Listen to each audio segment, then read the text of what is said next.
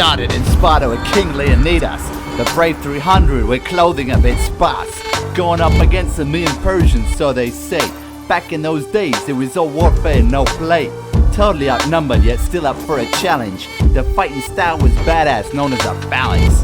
The immortal soldiers were the ultimate elite. The Spartans, however, accomplished an amazing feat.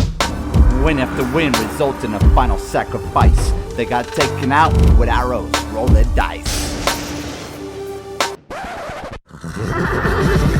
We came here to battle. Die. Alexander the Great was the man for a 10-year campaign. No one compared to his army and tactics got slain. He did a lot of good, also not just massive invasion. Everyone was tan back then, he was the OG Caucasian. His cavalry was the best of its kind, flanking his enemies, leaving them in a bind. Twice he had Darius III flee from his battles, the king who herded his men around like cattle.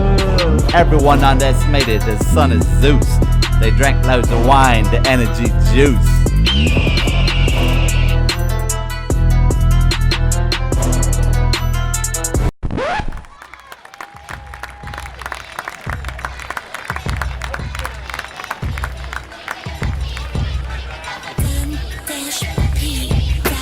The Romans dominated the known world at a time. They had the best bodies, orgies that women would find. The top armor, weapons, and siege engines. Best money could buy in history, that will get a mention.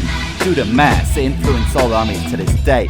Dictators, good guys don't matter, come what may. The gladiators and Billum, even the helmets had a name. Galilea, don't you just love Latin, it's all the same. Easy to learn if you apply yourself a little bit. Ave Caesar, now that song could be a hit.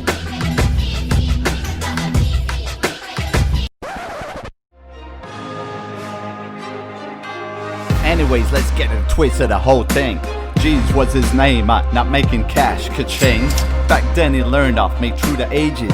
We've gone through many religions, through phases. He was a ghost then, he was a man, then he was a ghost again. The women loved him, but most respect came from men. Invictus fought in a great arena, the Colosseum. He heard him in his head, he could even sense him. Jesus gave him strength enough to live forever. Modern times proved to be a massive endeavor. Mama Records 2020 Mofo.